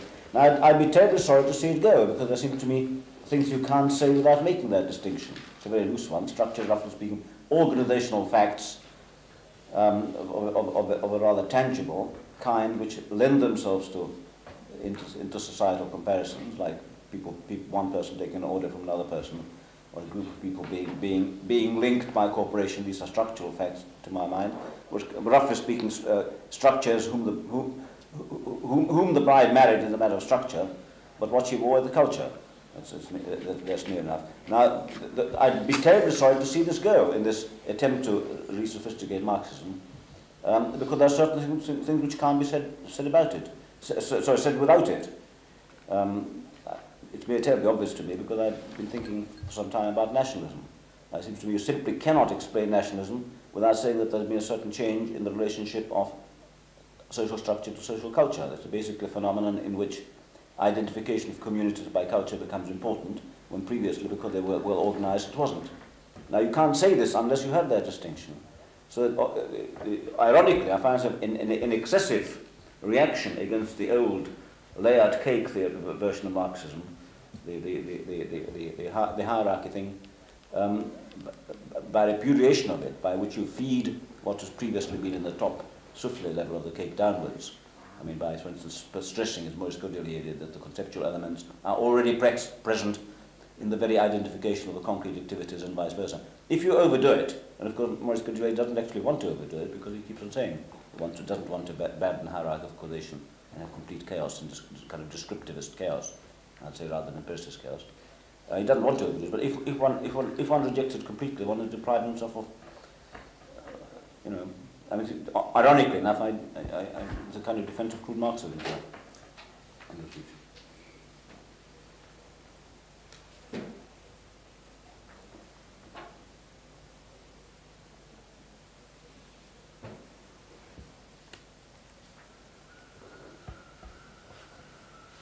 I would also sometime like to come back to a point which is left over from previous discussion, but I don't know whether this is the right moment. Did I just ask sort of a further question? I don't know whether Ernest or Maurice would like this question about structure and culture. Now, is this a difference in anthropological and historical or more modern historical language? You see, I find it very difficult to think of a structure independent of a culture. And when I try and define culture and not culture, which I think is a very important distinction to make, material being and culture, and the constant friction between the two. In a modern society, one does tend to go to a mode of production, and one does tend to place emphases upon an economy in its fullest sense, as being, together with Bradel's material life, that is, other elements which are not strictly economic, as being the involuntary and determining area.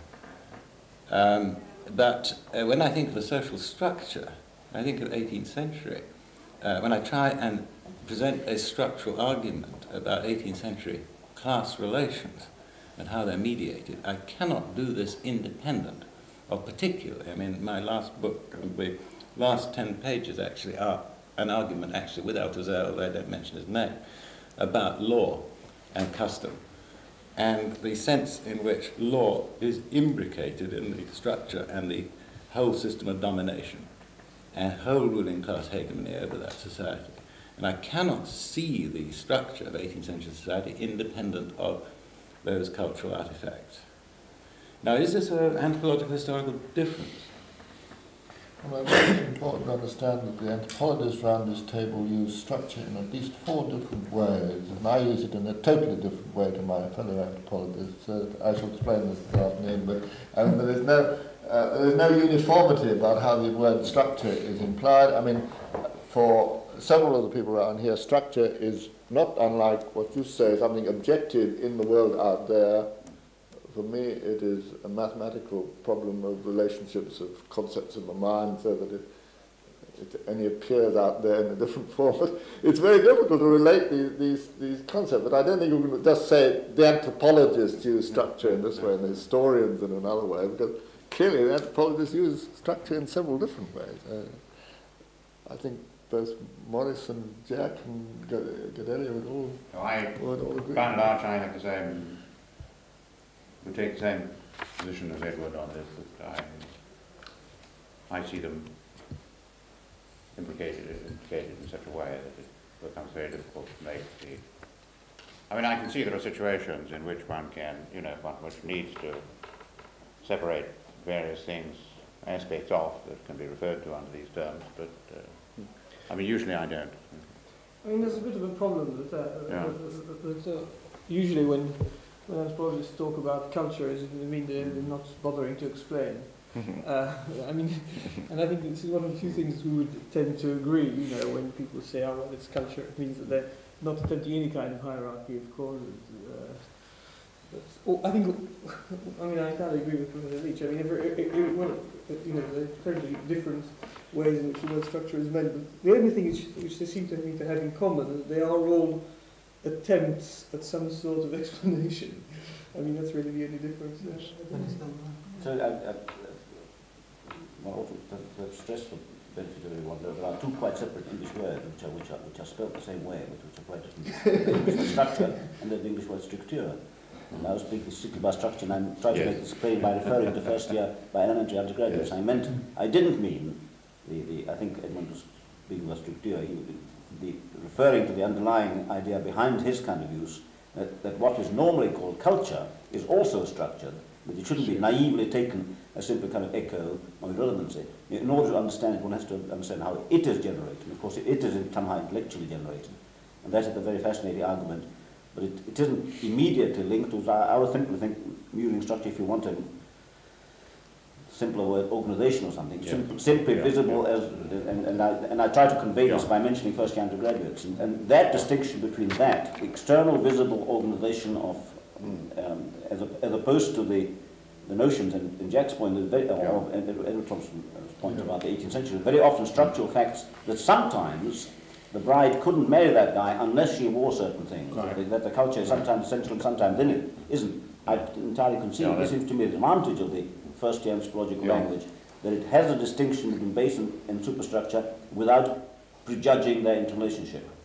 Whereas Marxism seems to me to be in a dilemma of either being committed to one way causal thing, or in refining it, then being facing the double dangers of either ending up with a system which is elegant but allows everything. Well, that seems to me as... Sorry. Sally Humphreys.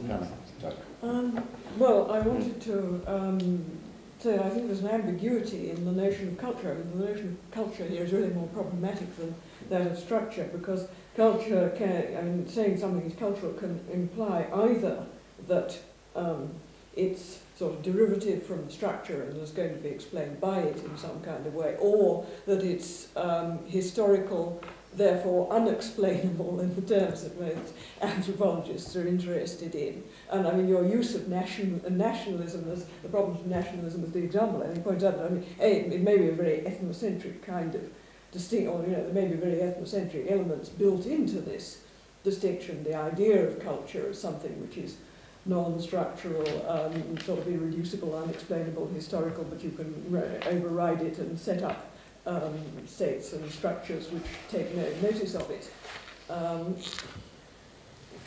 It does have these 2 sides to it, that you can, that some anthropologists some of the time are treating it as something which is a sort of reflection of social structure, which is to be explained by social structure, but there is the sort of the other side of it, that it's something historical which anthropologists haven't got techniques for explaining except in historical diffusionist terms. Maurice Godelier, and then we break for lunch. Okay. Well, to agree with you, I will say that there is no such thing as a social relationship existing, and call it a structure or not, it does not, I don't care. I am very open to, I don't argue about the definition of structure, in fact, very much. You cannot get formation of new social relationships without at the same time a part of it is within thought, a part of it is out of thought. I mean, a social reality is immediately from the very beginning culture and something which is not culture, or if you want, it is something in mind and out of mind at the same time. It's connaissance. It is born at the same time. It is both aspects of the same reality. So to oppose culture and structure does not mean very much to me. Cannot exist any social reality without a part of it. And this part, which is thought, is never reflection. It is interpretation, because thought is not reflecting, mind is not reflecting, it is interpreting. And to interpret it is to give a cultural meaning to things, to produce meaning. So, in fact, to me, I don't want to be trapped in that sort of opposition between structure and culture. Cannot exist a social reality without a cultural, it means the semantics of the social relationships, which is not reflection but interpretation. So it is how I see the problem. I don't want to be trapped in these things, you know. Thank you. But I do agree with you, you know. We start again at 2:30, then with on Bottomore postponed from this morning, then Edmund Leach, then Goody. I've already resigned. Don't be lazy. You are too lazy, you know. You want to escape. I'm sure there are plenty of other comments.